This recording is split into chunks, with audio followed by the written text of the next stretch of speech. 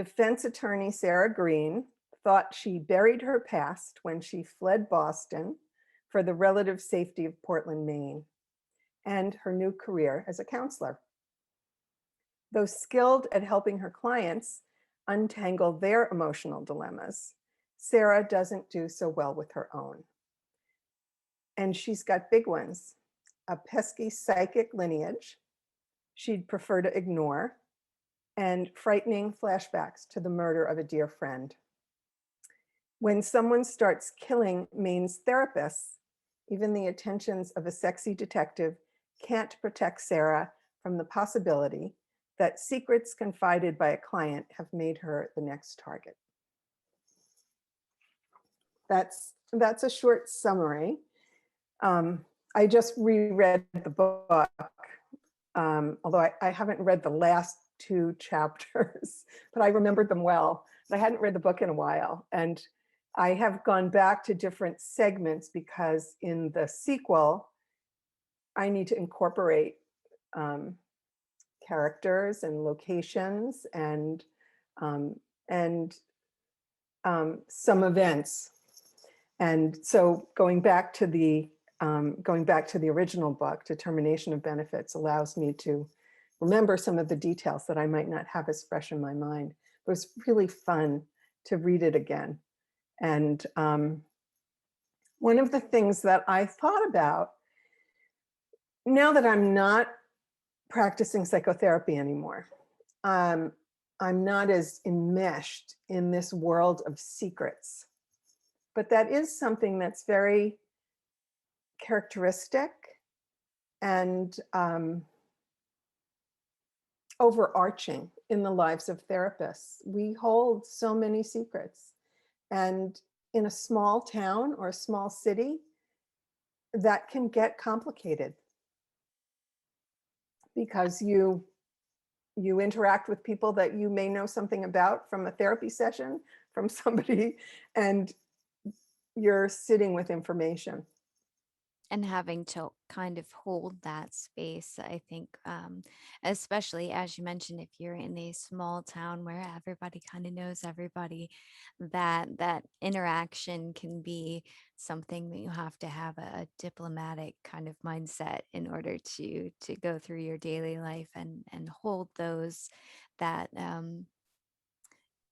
that respect and that almost sacred bond that you create with That's somebody right. when you're in that position. That's right. So with that, I'm wondering how you went from the work to deciding to write a novel. Like, what was the journey that you went on? Was it I'm retired and I'm bored, or was it I really want to do this? What was your motivation for writing? Well, actually, I was not anywhere close to retired when I started writing this book. And I love mysteries, not gory mysteries. I don't like lots of blood or gore or too much terror. I'm not a graphic mystery lover. I tend to, certainly in the last 2 decades, tend to read mysteries with female protagonists. And I love Agatha Christie, and Dorothy Gilman is one of my favorite writers. She has a character named Emily Polifax, who's 65, and she's always traveling the world. There's mysticism in all of her books. There are these wonderful relationships in all of her books. And I was one day having a conversation with a very close, longtime friend of mine, who's another clinical social worker, who's been in the field longer than me. And we were exchanging books. This is the latest mystery writer I'm enthralled with. She tends to like darker and grittier mysteries than I. But we were talking over tea and said, why don't we just write a mystery together? And I think that conversation was propelled by the presence of managed care companies in Maine. So people might not know much about managed care unless you have an insurance company that's a managed care insurance company. But when I started my clinical practice, um, you have a certain amount of training. You have your master's degree as if you're a clinical social worker like me. Um, you have to do a certain number of hours under supervision, and then you could start a private practice. And way back then, Blue Cross was the only insurance company in Maine. And there was actually a person who oversaw counseling and any kind of psychotherapy, and she would come to the office of new practitioners and meet with us and spend an hour and talk about how you code certain things, um, and any questions that you had, and how you bill. And she was always available if you had a question. And then and you could set your own rate, but of course there was a certain amount that they were going to reimburse. And that was a really different world. Um, a number of years, so I ended up in a private practice with two other women. Um, we rented a little house. I used that as my office that my main character, Sarah, and her best friend, Louise, used for their counseling practices. And it was like a lovely little cottage. And that's where we had our practices, a waiting room, and our offices. And then managed care came into town. And there was a meeting. Everyone got letters. Um, every person who was doing any kind of mental health counseling, from psychiatrists to counselors. And it was not a welcoming invitation. It was kind of a finger pointing, you need to be at this meeting. And Or I went. else kind of a thing. Yeah. Yes, exactly. Mhm. And I went, and it was this big, long room. I remember it was a rectangular room. I got there a little late. I'm not always oriented to time and on time when I go places, and it wasn't any different back then. And I sat in the back, and there were a lot of men in suits in the front, and they essentially said, "We're moving to town, and your life is going to change. We're going to tell you how many sessions you can have with your clients. We're going to determine what you're going to get paid. And you're going to have to write reports for us and justify if you want any more sessions. And we'll probably not give them to you." It was that kind of a warning. Um, so Would you that's what say happened. that was kind of the beginning of the end of practicing? It changed life for a lot of private practitioners then. A Mhm. lot of people, including my two colleagues, um, created offices in their homes, and so that they didn't have to carry the extra um, debt of renting an office, of office space.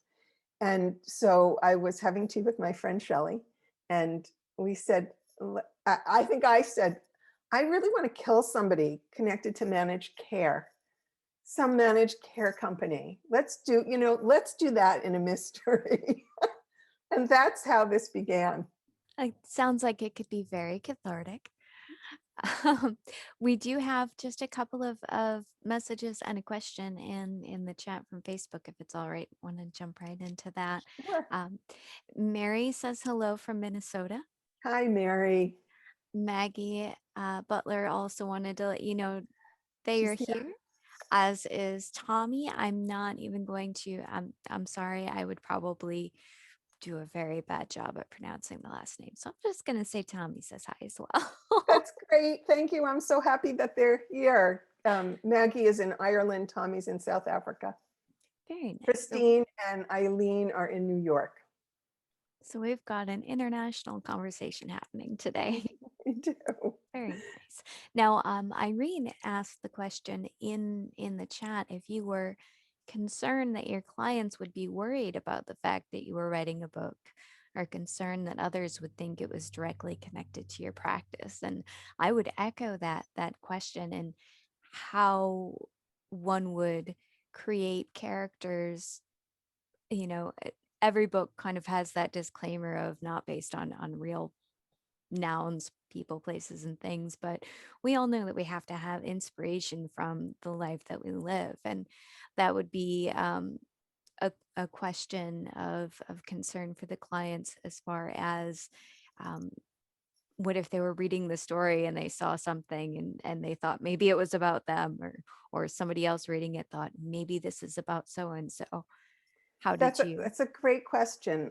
Of course, I thought about that as I was writing, and there are no characters in the book in terms of the therapy sessions that are related at all to specific clients that I saw. Of course, when you're a psychotherapist, um, people have the same issues. We struggle with grief, we struggle with loss, we struggle with relationships. Marriages go through rocky times. um, People get divorced, people have anxiety. My character is riddled with anxiety. I really wanted to write about trauma. In a way, this was a subversive attempt to educate people about what the impact of trauma is, what trauma, what the sequelae, what happens after somebody experiences a trauma, what the symptoms look like, um, how trauma can impact people. There's a line in a particular chapter where Sarah goes to a conference in Boston. Sarah's my protagonist. And she scopes out the room and says she picked a seat not too far from the door, but where she could see the door. And the second part of the sentence says something like, Vietnam veterans aren't the only one who make sure that that's the seat in the room they can pick. And really, people with trauma,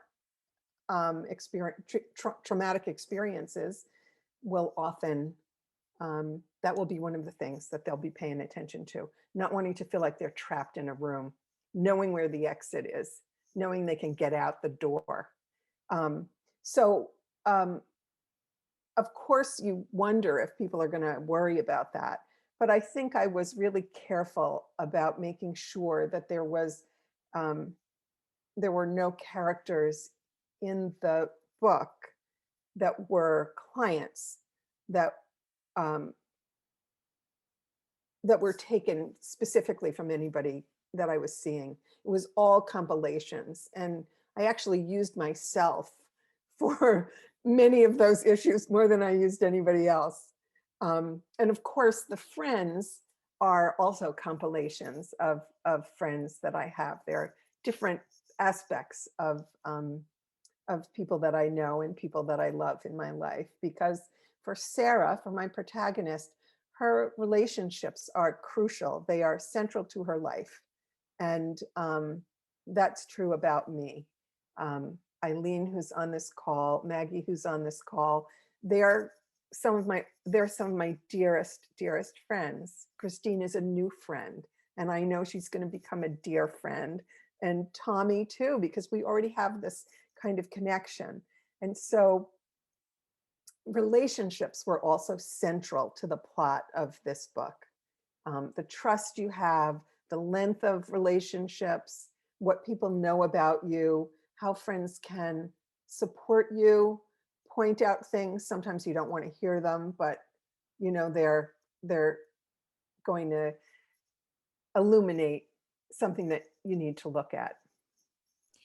So as far as the therapy element, you're dealing more with the archetypes that everyone in that profession would be dealing with on a daily basis. These are things that everybody experiences and to some degree or another. And then as far as Sarah, as your protagonist, you had mentioned that she has a psychic sensitivity.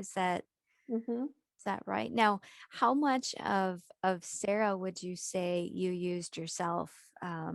characteristics, tendencies, idiosyncrasies, things that to help kind of build out that character? Probably too much.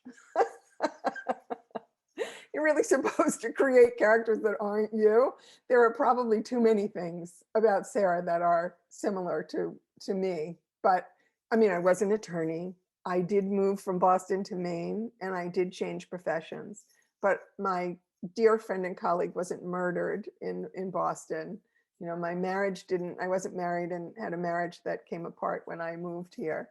Um, I wasn't living next to a best friend. There are a lot of things that are quite different, but um, it's an unusual combination to have a law degree and a social work degree, and it's also really unusual to go from the law to social work. You usually don't go from a higher earning profession to a lower earning profession, um, and um, but there for both of those professions you're problem solving.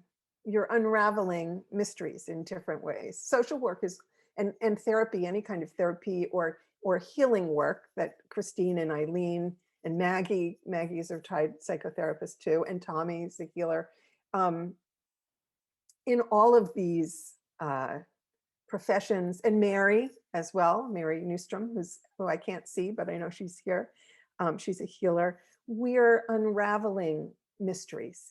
And that's what I loved about psychotherapy, that people would come in, trust you with the pain that they were living with in their lives and the dilemmas, because we all have them. Um, and helping people through whatever process it is, a grieving process, a divorce, um, resolving an old trauma, figuring out how to do that. There are multiple pathways to do that. And trauma work has come so far in the last few decades. We have understanding we weren't close to having years ago. And there are techniques that work so effectively and often rather quickly. Um, and that was exciting because those offered other pathways out. Um, and I've also studied healing work, and I'm studying now. Eileen is one of my teachers in a 4-year healing school. Mary is another student with me in another healing school. And those have their own ways of working, helping people work through whatever hangs us up in life. I really like that the way that you described it. It was a subversive attempt to bring trauma and working through trauma out to the light. Um, I can feel, I can empathize with the question of, most people PTSD, they automatically think military, or they automatically think some horrendous experience in life that would shatter people's psyche, and then they have to kind of claw their way back to the daily reality of life. But trauma can be um, experiential. It can be, it's a personal journey, and it's something that may not traumatize me would completely destroy another person, and vice versa. So finding those ways to acknowledge and interpret and then work through trauma in that framework of a fictional novel that has all of these other elements, the mystery and the intrigue and some romantic notions I'm getting from that. Absolutely, there's romance in here. Yes, yes, that's right. There are big T traumas and the small T traumas. You know, a car accident is a trauma. It's traumatic to your body and to your nervous system.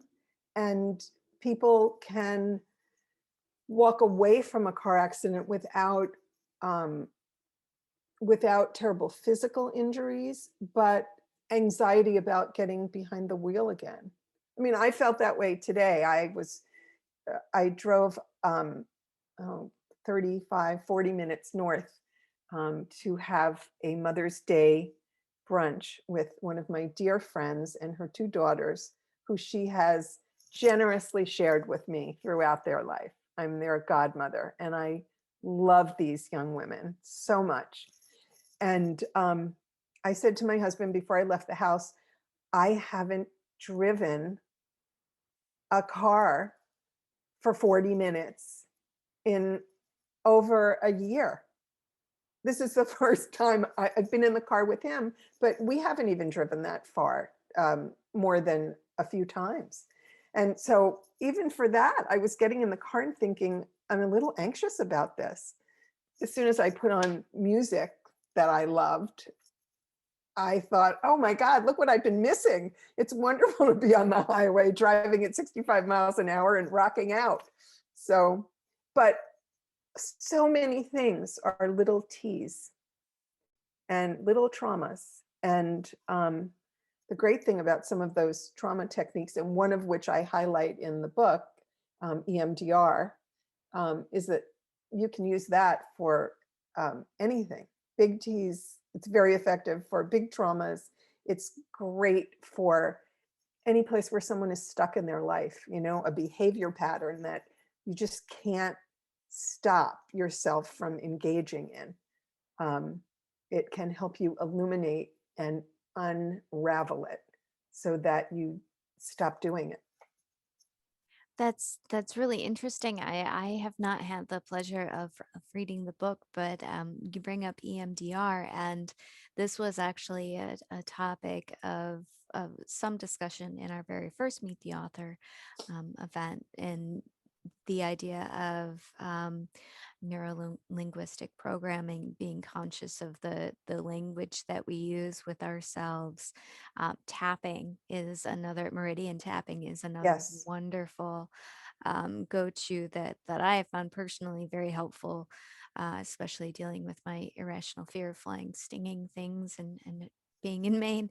Um, but the EMDR, did you said that you had gone into that in the book. Is that something that I know we had discussed having a couple of excerpts of the book that you were going to share? Is that something that you had picked out, or could No, we but I certainly could possibly read encourage from, you to share? sure, I could read from the chapter where Sarah is um, seeing her own therapist to work through her post-traumatic stress about the murder of her dear friend. Would you like me to read from that? Yes, yes, most definitely. And while you pull that up, I just wanted to acknowledge the, and actually maybe I can pull Eileen into this a little bit as well in discussing the process of that particular method. And from my understanding, please correct me if I'm wrong, but what you're doing is kind of speaking to the part of your mind that holds on to negative self-talk and rerouting that conversation in your brain. Not really. EMDR is, um, let me start. This is oh, you know what? Let me read it to you because Sarah's therapist actually describes it. And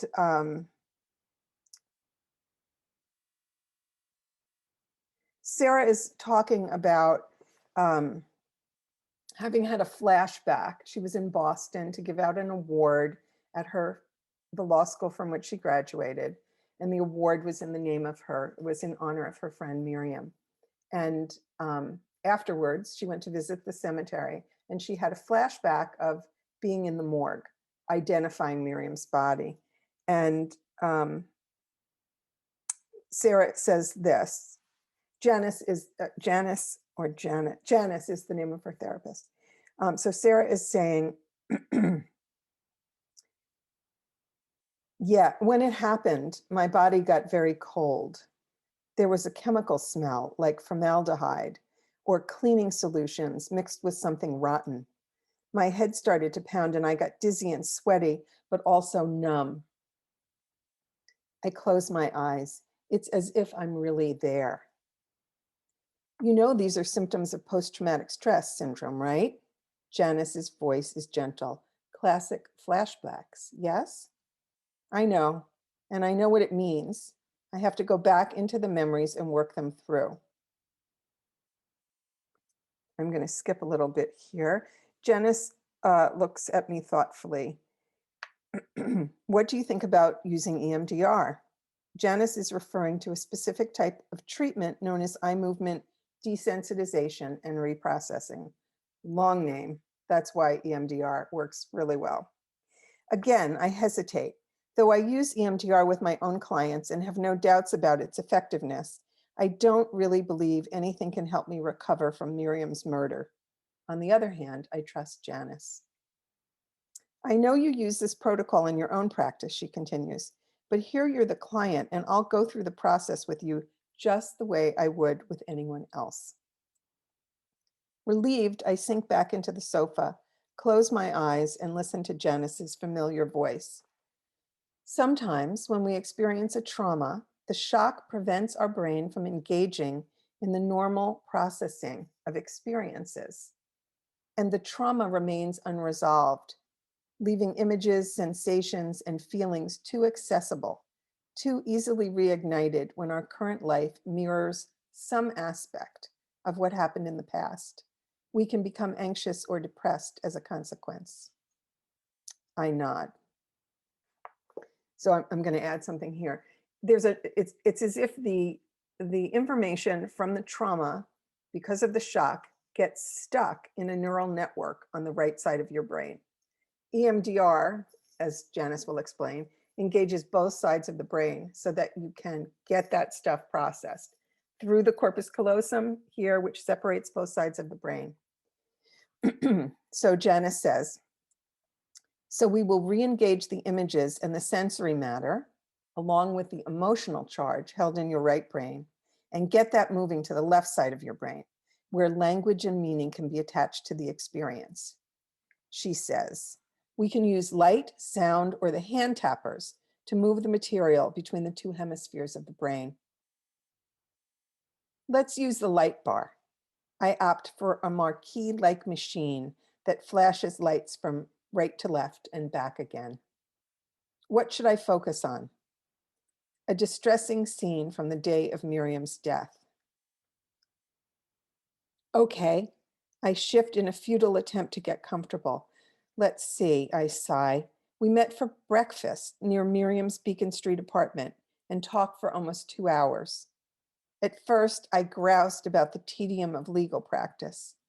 Then Miriam mentioned she'd been having dreams about a troublesome client, the one who was originally assigned to me. She said that in her dreams, she was running for her life. She said she was afraid, really afraid. What's the worst part of that memory? Janice asks. My feeling that I should have done something to prevent Miriam's murder. Janice asks a few more questions. I identify my feelings, shame, guilt, and anger. If you're doing EMDR, you then measure from 0 to 10. What's your level of distress, 10 being the highest? And then you measure it after the process so you know how much has changed. Okay, let's go with that, she says, and I begin, allowing my eyes to follow the changing lights, right to left and back again. Time tilts. Though I know I'm in Janice's office in Portland, I feel as if I'm back in Boston having breakfast with Miriam. I'd been having dreams too, bad dreams about Miriam. I kept dreaming of seeing her body on a table in a morgue. I pause, chewing my lip for a moment until I can continue. And then she really was lying on a table in the morgue. I reach for my water bottle, but my hand trembles too much to pick it up. You know, in my flashbacks, she looks exactly the way she did when I had to identify her. But I never told her about the dreams. I didn't have a clue what they meant and didn't want to frighten Miriam. Go with that, Janice says, and I return to watching the lights move back and forth. What do you get now? She says. And that's how you do EMDR. You do the reprocessing, not for too long, you stop, what do you get now? and then you go back. And what's wonderful about this modality is that instead of talking about something that was traumatic and just talking about it over and over, you're moving this material.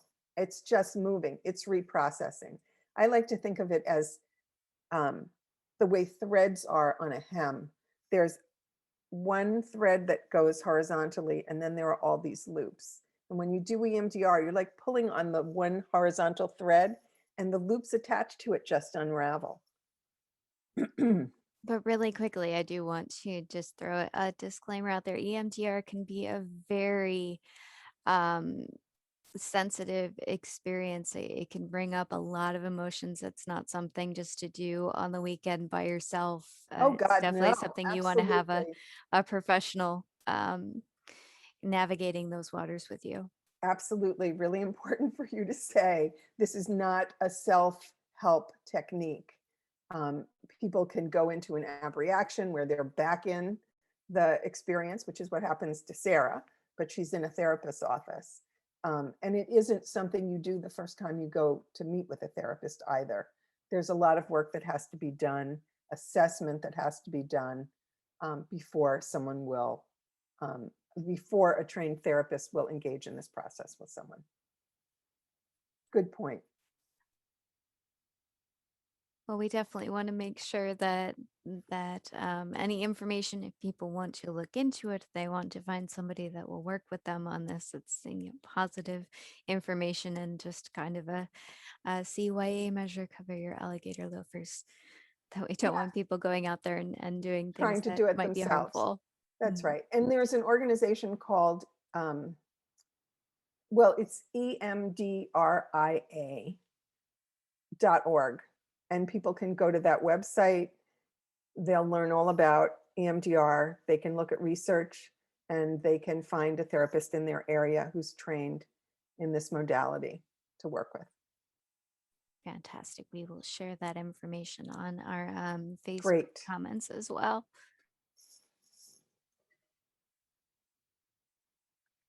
So,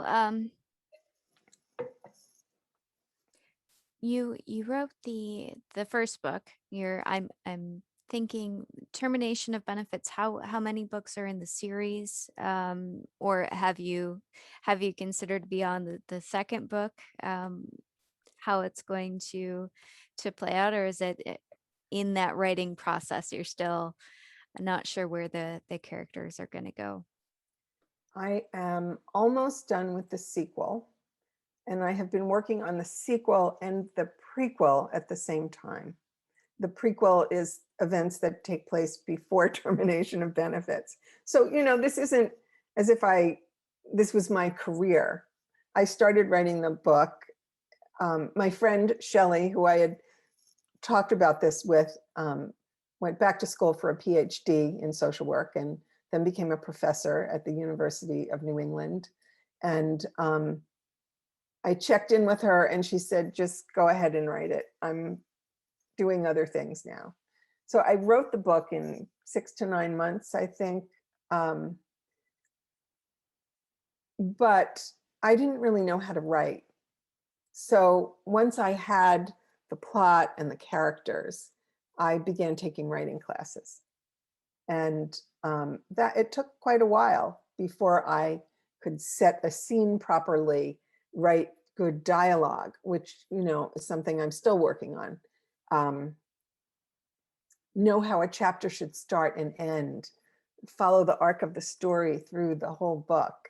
And I had hopes of doing a series, but it took me so many years before this book really felt like it was ready, that I wasn't sure what would happen afterwards.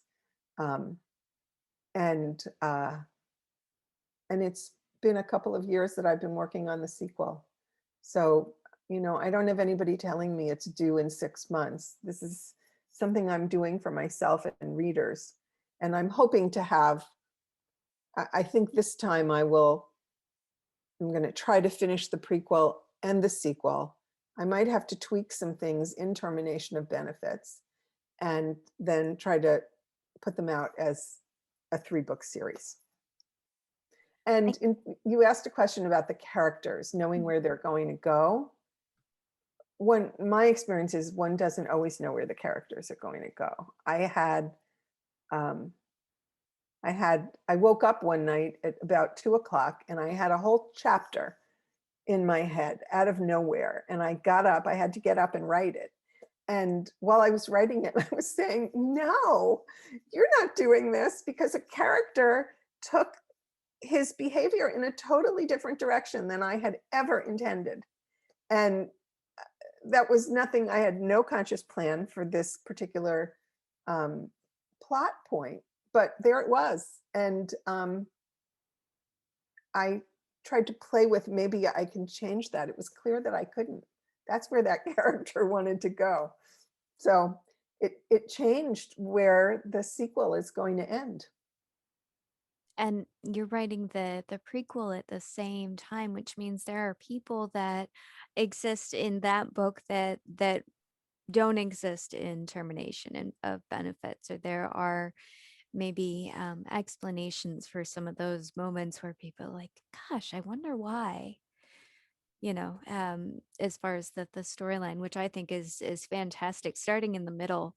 um Something that frustrates my husband to no end is that I will pick up a book and just open a page and read that and decide if I want to read the whole thing. But when you pick up in the middle, there's so many directions that you can go. And I love that you brought up the character doing his own thing. This is something that through the Meet the Author events I've learned is not as unheard of as I might have thought it, in where your characters decide their own destiny and you have those 3 a.m. moments of inspiration where it's you're the you're the way to get the story out. You're the vessel, but the story is theirs, and they just pull It's out the bullhorn and make sure that you hear it. That's right. It's such an interesting phenomena, really. Writing is very things, I when I was Maggie Butler, who's on the call, taught writing classes for quite some time, and I was one of the avid students in her classes. And she would give writing prompts, a sentence, and then you take off and write for 20 minutes, or here are 10 words, incorporate them in a story in the next 15 minutes. And sometimes the stories that I would write would have me laughing so hard that I could hardly read them. And I didn't know, where these characters came from and where did that sense of humor come from. So writing's a very fascinating process. And that's one of the things I wanted to say about Termination of Benefits is I did not know who the murderer was until I got to the end of the book. And actually, there was a different murderer. I changed it.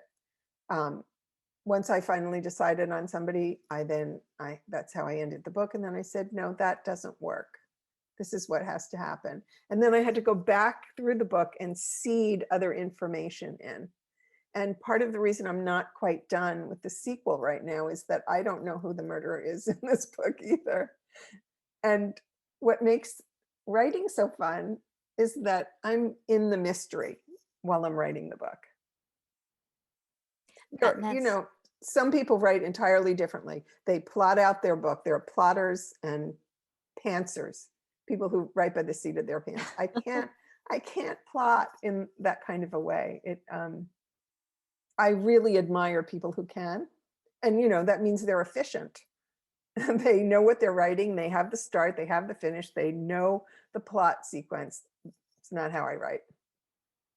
and is that something that you found more with fiction, or now I know that there was a book in 2018 that you co-authored, and it's an anthology, and I'm wondering how that if that experience is very different, if it's vastly different in um kind of getting into that world of your novel versus getting into um the work that you did with Compassionate Journey. There are some things that are very different about it. There are some things that are not. Um, mostly I'd say it's really different. This is what termination of benefits looks like. And this is Compassionate Journey. Maggie Butler is one, she was on the call as one of my co-authors for Compassionate Journey. That book began at a workshop that we took with other women, either sometime near a Mother's Day, and it was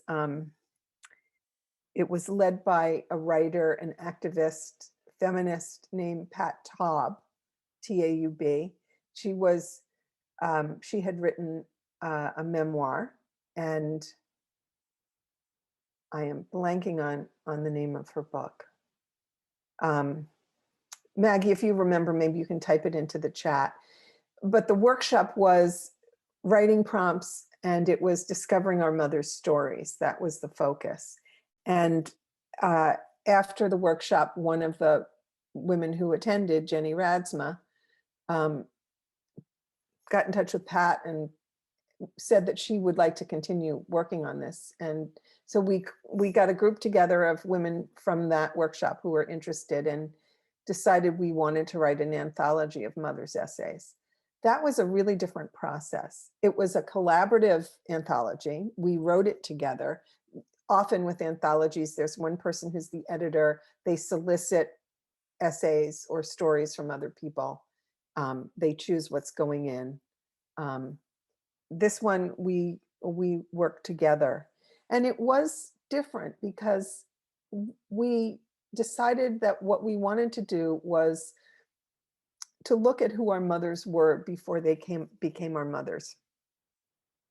Who were they as young women before they even married? What were the social, political, cultural, religious, family factors that impacted their development as women? And how did those factors then impact how they mothered us and the relationships that we ended up having with them? And that took all of that required that all of us take a deep dive into material. Yes, thank you, Eileen. It was The Mother of My Invention. That's Pat Taub's little memoir. Yes, thank you. So that writing process was very personal. And we all dove into some painful memories. And at the same time, for those of us who had conflictual relationships with our mothers, that process enabled us to understand them differently. And that's why we titled it Compassionate Journey. We came to a place where we had much more compassion for our mothers and much more compassion for ourselves than we did when we started. But that writing process was quite different. And we worked on our essays, read them to each other, gave careful and very respectful critiques according to a particular way of critiquing material, because this was very tender material. And it took us, I think it took us 5 years from the time that we started to the time that the book came out. I feel like that brings us right back around to the idea of trauma, just from a generational perspective. So our mothers brought us up to the best of their ability based on their experience, and their mothers did the same. And there are some kind of sticking points in that. I think if it's cultural, if it's belief system, if it's um, just the experience of the social economic structure that they're in. There are a lot of generational traumas that you would be working through when you're taking those prompts and really deep diving into your psychology and saying, well, why is it that this provokes such an emotion in me. That's such an accurate observation. I mean, we are going through a worldwide trauma right now with COVID. This is affecting everyone in the world.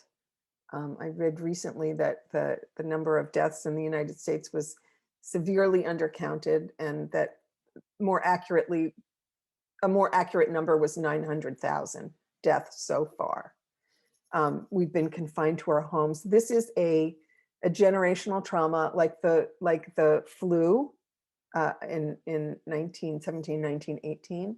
And so many of us also watch British shows that involve the Second World War. And the effect of that on our parents' generation was tremendous. And it was a time when, you know, nobody went for therapy. It's our generation where therapy has become ubiquitous, where it's not something shameful to talk about. Everybody goes to therapy. And well, not everybody, but many people go to therapy. And That it's, stigma is yeah, there being isn't erased. exactly. Whereas in my mother's generation, that was, you know, if you went to therapy, you certainly didn't talk about it. And most people, many people didn't talk about their feelings or the things that they were struggling with. Women had best friends that maybe they would share some things with, but certainly not everything. And, you know, the same for our grandparents. My grandparents all fled uh, life-threatening situations in Polish and Russian villages. And I'm Jewish. And my paternal grandmother, um, while she had some sisters, and I think, I don't know if she had a brother here, but she certainly had a sister here. She had sisters here. She had brothers and sisters back in Poland. They were all killed in their village. They were murdered. She was very depressed at the end of the Second World War. And, um, you know, there was a tremendous amount of, there's still a lot of unresolved feelings, certainly for any group that experiences persecution. So many people are experiencing that here and now in our country and in other parts of the world. But all of those are factors, yes, that impact all of us, and certainly impacted our mothers to a different degree, depending on where they came from, what their family history was. And trauma gets transmitted down through the generations in all sorts of ways, not only epigenetically, which is, you know, new information for us, um, but how we behave. I know that in our pre interview conversation, we had discussed some of the more intangible elements that go into this. I love that you brought up epigenetics. Bruce Lipton, very cool guy. And I would encourage people to really look into some of those ways that when you reconcile psychological trauma, you notice a physical relief, and really understanding how everything is connected. I do want to open the forum here if anyone that has joined us for the meeting, and Tommy has joined us since we started. Um, but if anyone has any questions or comments that they would like to share, or questions to ask Jane, I would like to open the floor to that.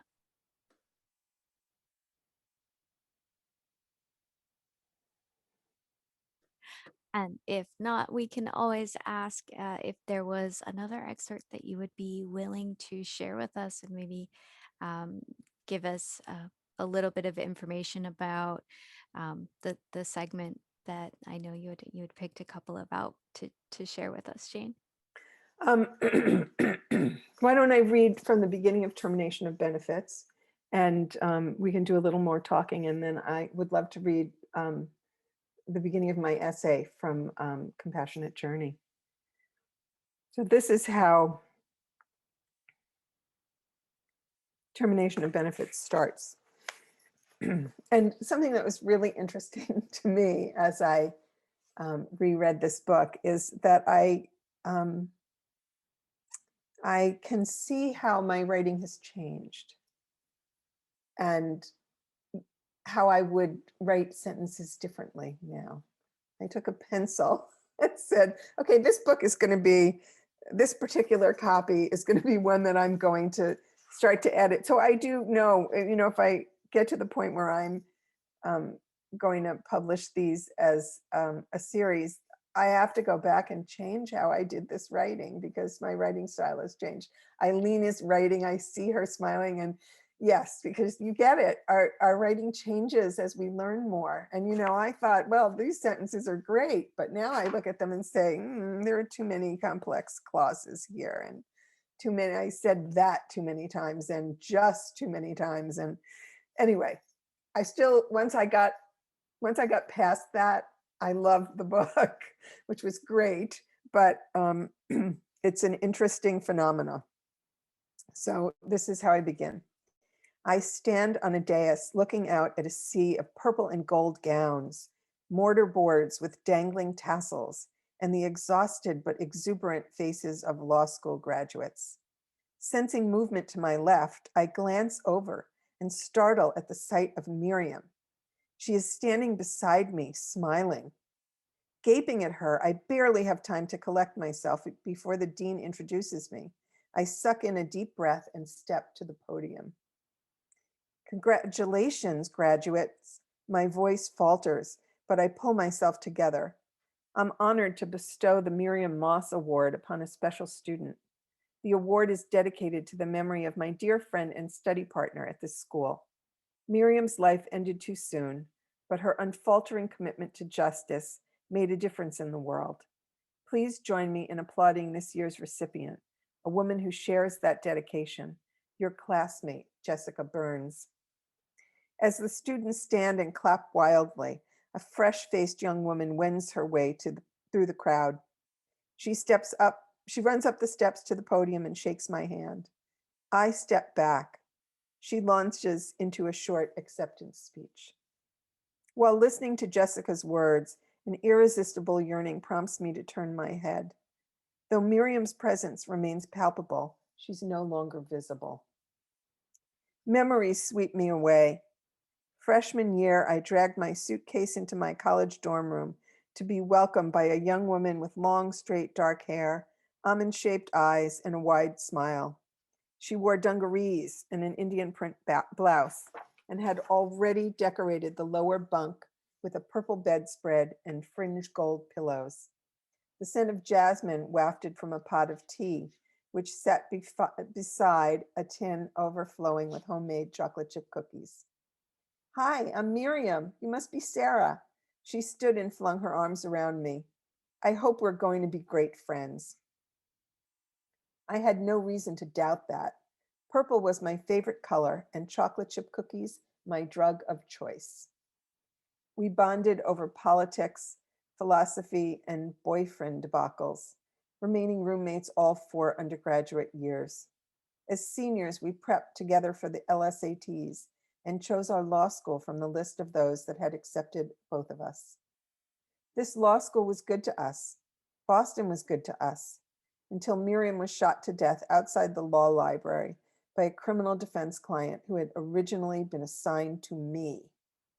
I'd insisted she come home with me, but Miriam was mulishly stubborn. If she had listened to me, her implacable faith in the inherent goodness of people would still be gracing Boston's criminal courtrooms. If she hadn't been murdered, we'd have traded in the daily grind in the public defender's office for our own legal practice. Ryan would still be my husband, and we'd be juggling a happy marriage with parenting and professions. But Miriam is dead. I'm divorced, living in Maine, practicing psychotherapy, and pretending to be mentally healthier than my clients. Applause brings me back to the present. I give the award winner a perfunctory hug and take pleasure in having brought Miriam back to life, if only in this way, if only for this moment. Thank you. You're welcome. I'd love to read another section which could open up a little Another avenue for our discussion, which I know some of the people here would would love. Oh, please, the floor is yours. Okay. So this is chapter 1. Something jostles me out of a deep sleep, and my eyes struggle open to see the cats, wide awake, fur ruffled, tails pointing to the ceiling. They howl, then leap off the bed and disappear. Looking up, I understand why. A luminous form hovers over my bed and sends chills from the top of my crown to the tips of my toes. Given the anxiety that intermittently invades my waking state, I should be howling and leaping from the bed too, heart thudding right out of my chest. But the form crystallizes and looks like Miriam. Instead of anxiety, what I feel is an intense mix of incredulity and grief. You're really here, aren't you? I say, breaking into tears. A soft hand caresses the top of my head and continues until tissues are scattered over my bed. Finally, I stop sobbing. I thought you'd be happy to see me. Miriam glides to the French provincial chair in the corner of my bedroom and tucks her legs beneath her, settling back against a tapestry of woven flowers. It seems an appropriate backdrop for a spirit emanating the fragrance of jasmine. I've missed you so much, and it's been so long, I say. I know. I'm sorry I couldn't visit sooner. Time is different on the other side, and they kept me busy until now. Are you okay? In what sense? I think I'm talking with your disembodied spirit, but you feel so real. You are talking with me, and I am a disembodied spirit, she says, but you can see me, right? I shift in bed and nod. Actually, despite how weird it is, I am very happy to see you. But why are you here? Miriam deflects, a skill she possessed the day I met her, but honed to absolute perfection in law school. How do you like my dress? She gestures at a filmy mid-calf number. It's lovely, but I thought you hated wearing white. She shrugs. I did, but in my new locale, it's the she color. I smile. Did you come to talk about your wardrobe, or are you going to answer my question? Gosh, you're still so bossy, she says. Tell me how you are first. Honestly, right this moment, I don't know. I lift my arm and gesture toward her. It's rather shocking to be looking at you and talking with you, and a lot has happened in the past 7 years. I fell apart after your death, completely apart. But I shrug. I've reconstructed my life. Now I'm happy, mostly. I shift in bed, fluff the pillows up behind my back, and sit up straighter. Miriam remains comfortably ensconced in the chair. A golden light surrounds her. So I'm reading this, a golden light surrounds her. And right now on this page, there is a rainbow of light, orange, gold, and purple coming in from the window, or who knows? Um, I know what happened to you, Miriam says. Now, back to my original question. Aren't you happy to see me? Well, I sigh, in all this time, I've had an occasional sense of your presence and so much sadness. I've missed you so much. Then suddenly on the dais, there you were. That wasn't funny, by the way. And now you're here like this talking to me. I do have to wonder whether I'm losing it again like I did after your murder. You aren't losing it, honey. This is real. You're just as clairvoyant as the rest of the women in your family. Miriam untucks her legs and crosses one over the other before settling back in the chair. Remember those few times in college and law school when you let yourself be in touch? How helpful was it? It's long past time to recognize that your clairvoyance is a precious gift. She stares me down. Sorry about startling you yesterday. I'm just learning to materialize, she says. I forgive you. Thank you. And I'm not here to give you a hard time, but this is important. Okay. I take a breath and begin to accept that I'm really seeing Miriam and having this conversation. I'm here to let you know that I'm available. It took me a while to adjust, but now you can call on me anytime. And not to belabor the point, you've got to start trusting your intuition. You're going to need it. She smiles, blows me a kiss, and before I can say another word, dissolves.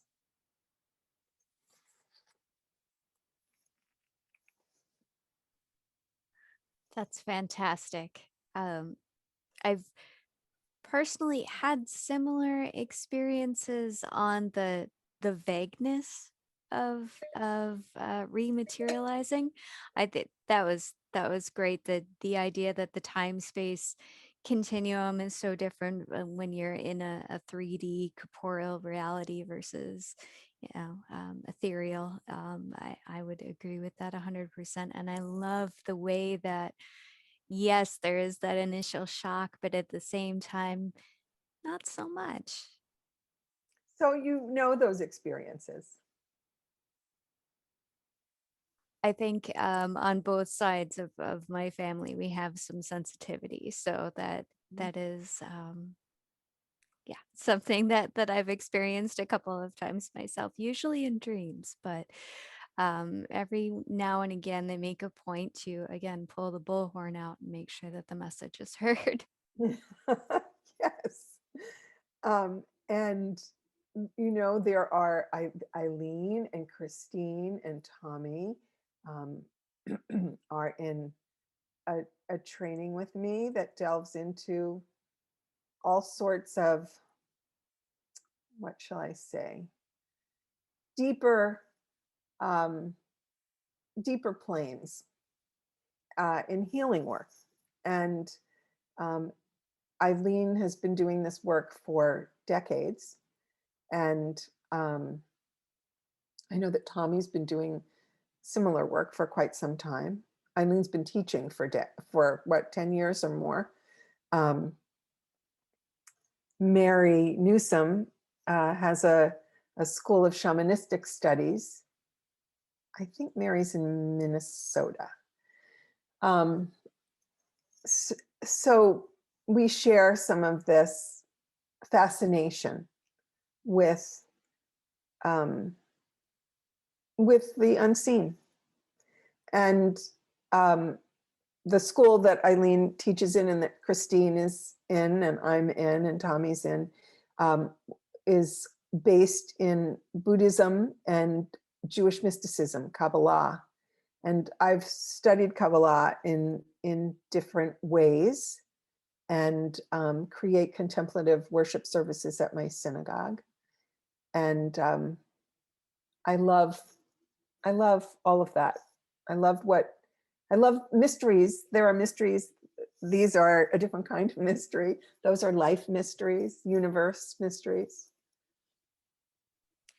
Definitely. And one thing I do want to pull from the chat, Tommy had made mention that he appreciates the invitation to be here. Congratulations on your writing achievements. However, he will not be talking since all honorable people in Africa are asleep.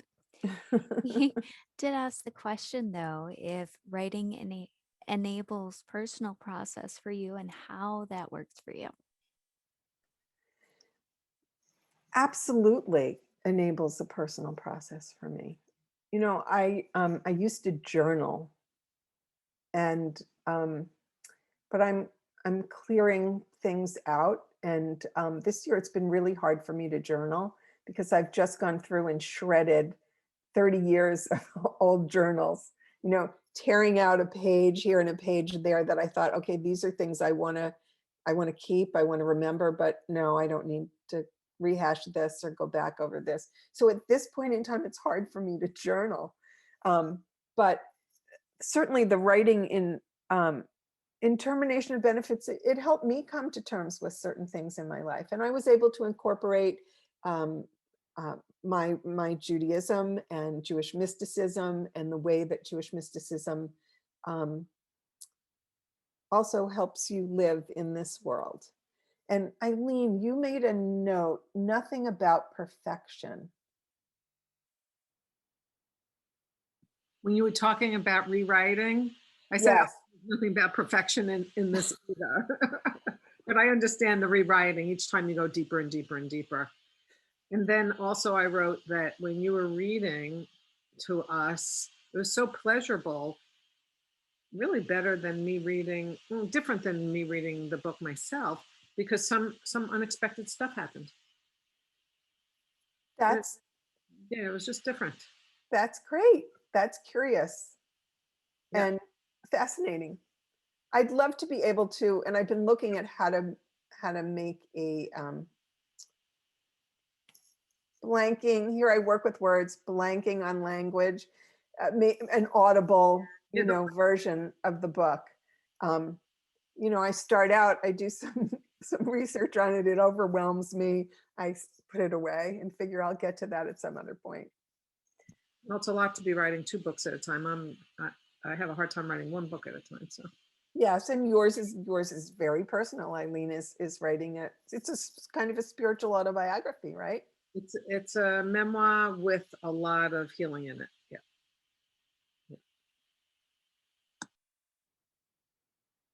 Well, Eileen, we might just have to ask you to join us and share once the story is published and have a conversation with you about it as well. Sounds fabulous. One of these days. Yes.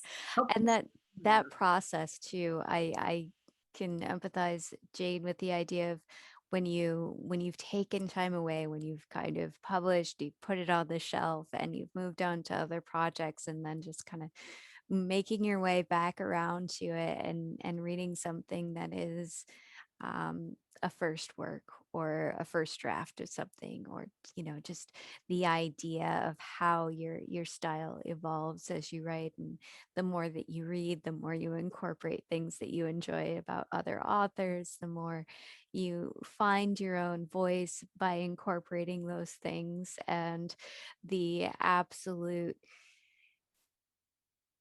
just insane making frustration of that one phrase. I really wish I could change that, but it's printed. What do I do? You totally got that. And actually, there were a couple of words I changed in reading that segment from Termination of Benefits. I just had to leave one word out or another word out. But there's so much pleasure. I just submitted an essay, and my writing has been so enhanced by the work of many friends and colleagues in writing groups.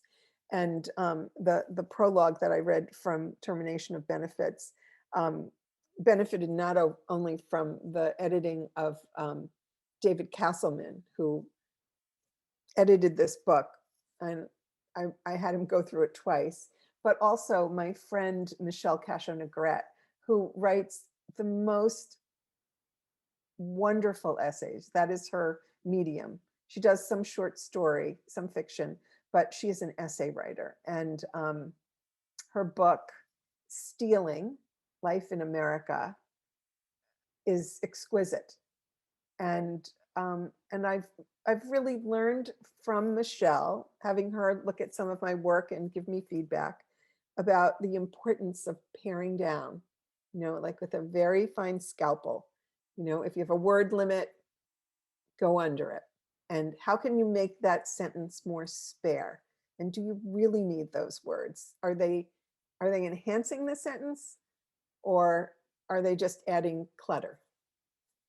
She's been a wonderful teacher. I just sent her a note today saying thank you so much, because I so appreciate how much I've learned from her. So I wanted to read a little bit from Compassionate Journey, if that's okay. Oh, yes, please. So I had a conflictual relationship with my mother, who was a wonderful woman, but relationship was challenging. So my father died when he was 56 from a heart attack. My mother was, I think she was 50 or 51 at the time. And I think a few years after his death, she decided she was changing her name from Natalie to Natasha. She didn't do it legally, but that's what she wanted to be called. It was a nod to her Russian heritage. So the essay is entitled Natasha. A few days before my mother's 70th birthday, she fled New York in a state of dread.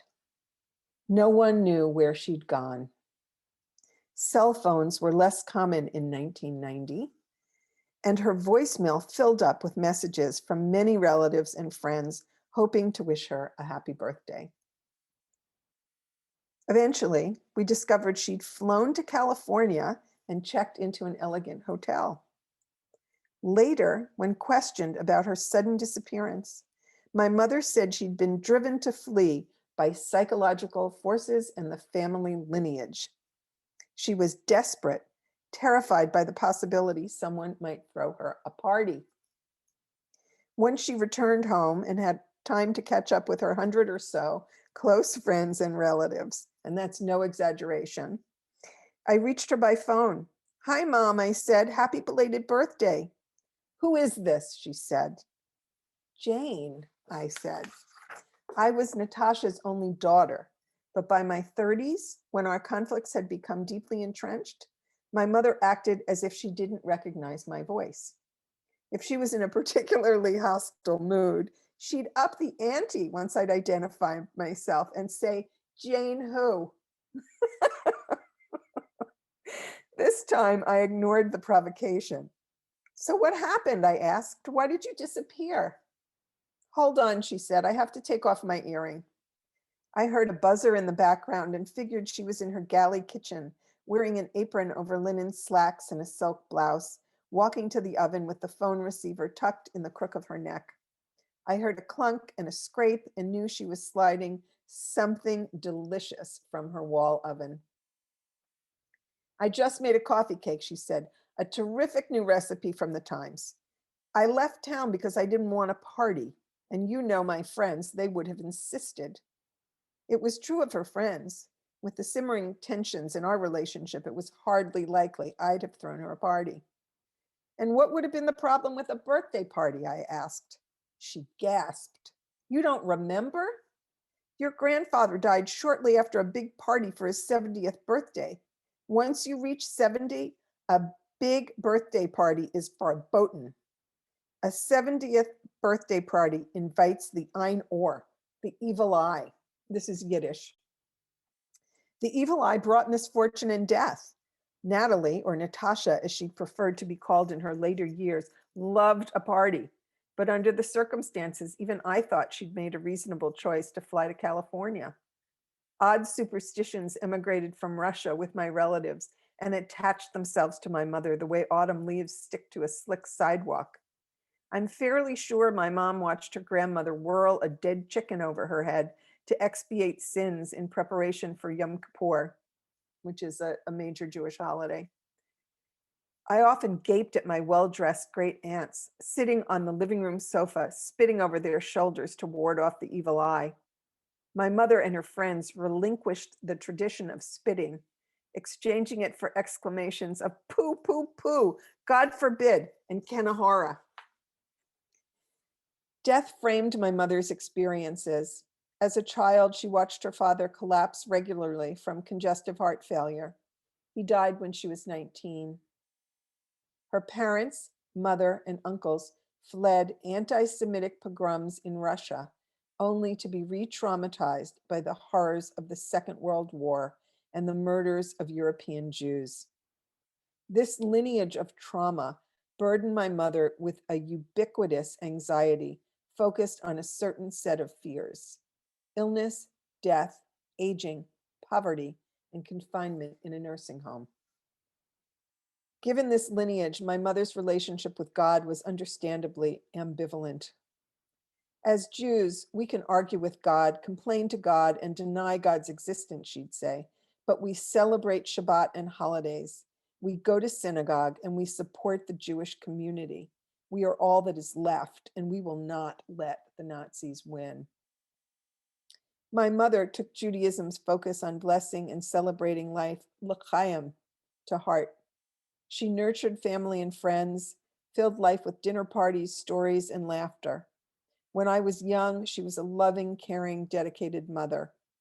As I moved into my teens, the paradoxes in her personality, the wounds of her childhood, and the stressors in her life combined to precipitate unpredictable moodiness and anger, which affected our relationship.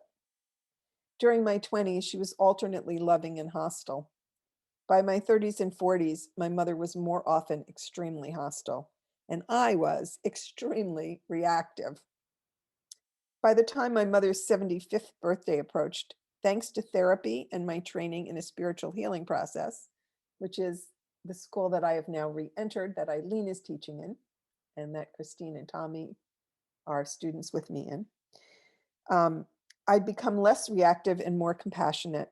Though mindful of superstition, I wanted to host a party to honor her and the detente we'd finally reached. The understanding, accepting, forgiving, apologizing for, and loving the people that are so integral in our experience here is, something that we can celebrate every day, but especially today for the women that brought us forth to this very interesting experience that we're in. Of life. Yes, I think that's true. And to come even further, that now I can laugh at my mother's tendency to say, "Who is this?" When it's Jane and she only has one daughter, and I'm saying, "Hi, Mom."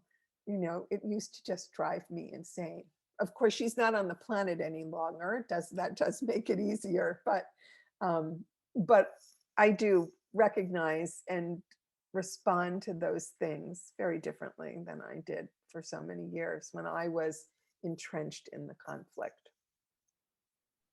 The perspective that you get is very, very different when it's after, and there's no more physical confrontation or conversation that can happen. The way that you process those feelings is a very different. Which is the collection of stories with the chocolate, something in the kitchen that was going on with, I don't know, I read it years and years and years ago.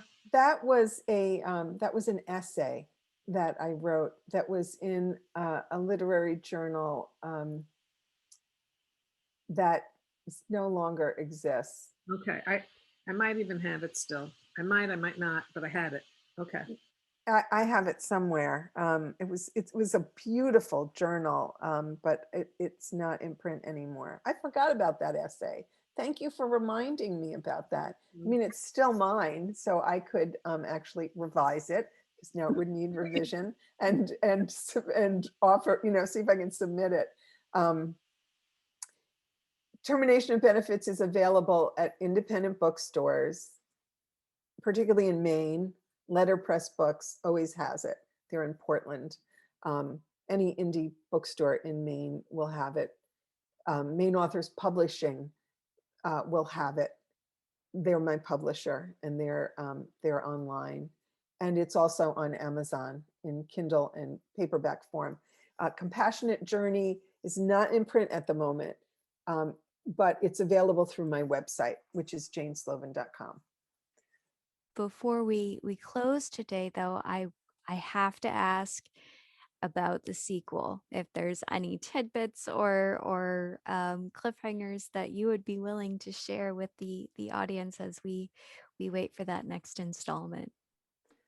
Let's see. I printed some out, but it's in the other room, but I can read it from my desktop. Let's see if I can get there. Yes, here it is. My husband is so helpful in when I'm writing, because I read to him and he says, "Okay, where are they standing? Did she sit down? Where is that person?" And he looks at things that I don't necessarily look at, and it's so helpful. So we were doing that yesterday with this version, which I rewrote. I rewrote the beginning of it, and I'm much happier with my first chapter. So it's quite short. Let me see if I can get it here in a way that I stay on the screen. And okay. I'm sitting at my round oak kitchen table, sipping mint tea sweetened with honey, watching a plump mourning dove peck at the backyard feeder. A minute ago, I was feeling happy, noting the early morning sunlight streaming through my windows. Now, all I feel is dread. Is this some kind of pathological mood swing? A harbinger of bad things to come?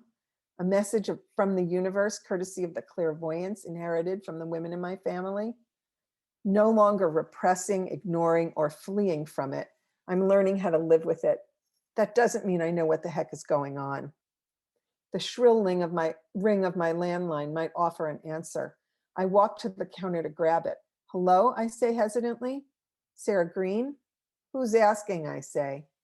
Brad Kelly. Brad, this is a surprise. Now the dread makes sense. It's been a while, he says. How are you? Fine, I reply, though I'm gripping the phone so tightly my knuckles hurt. What are you doing these days? Brad asks. I'm a clinical social worker with a private counseling practice. You like it? Much more than criminal law. Good, Brad says. I imagine life in Maine is simpler too, huh? It is. I clear my throat. Not many sociopaths in my waiting room these days. That's only partially true, I think. Last summer, my failure to accurately identify a client's personality disorder almost cost me my life. There's a slightly awkward silence. So what's up, I say? We haven't talked in what, almost 8 years? Brad ran the public defender's office. He hired me and my friend and roommate Miriam right out of law school. Saw me sink into severe depression after Miriam was murdered by a client originally assigned to me. I guess it has been that long, Brad says. I'm still with the defenders. Sorry to bother you on a Saturday. That's all right, I say.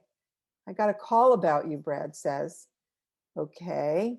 I sink into a chair, wondering how bad this conversation is going to get. Did I mess up a case? Hasn't the statute of limitations run on any legal mistakes made back then? Brad must intuit my worries. It's not about your legal work. My sigh is audible, but the relief temporary. It's about Reginald Harper. My hands shake. Harper pled guilty to murdering Miriam. What about him? He's been working with 2 mediators, Brad says softly. In the jargon of restorative justice, they believe he's ready to take responsibility for his actions. Good for him. Sarcasm laces my words. What does that have to do with me? Harper wants to talk to you. Brad pauses. I know the mediators well. Carolyn Townsend and John Campbell do restorative justice with some of our criminal clients, younger ones. They know Miriam was one of ours. You too. Thought it would be easier for me to call you to check out your interest. In what? Part of the process, Brad says, and this is entirely up to you. It can be an exchange of letters or a face-to-face meeting. You'd get to tell Harper how his actions affected you. Why would I want to do that? My jaw is clenching, my heart pounding. That's the beginning of the second book. Thank you, Jane, so much for joining us today. For everyone that took part in the meeting and discussion, it's greatly appreciated. It's always nice to have more voices to the conversation, and I invite and encourage you to join us for additional Central Hall Commons events that are coming up throughout the following or the next couple of months. We have a plethora of virtual events happening, which you could take a look at on our Facebook page. Thank you. I want to say thank you to you, Shauna. This was lovely. It was wonderful to have this time with you. You're a wonderful interviewer. I want to thank all my friends for joining today and for adding their questions and comments.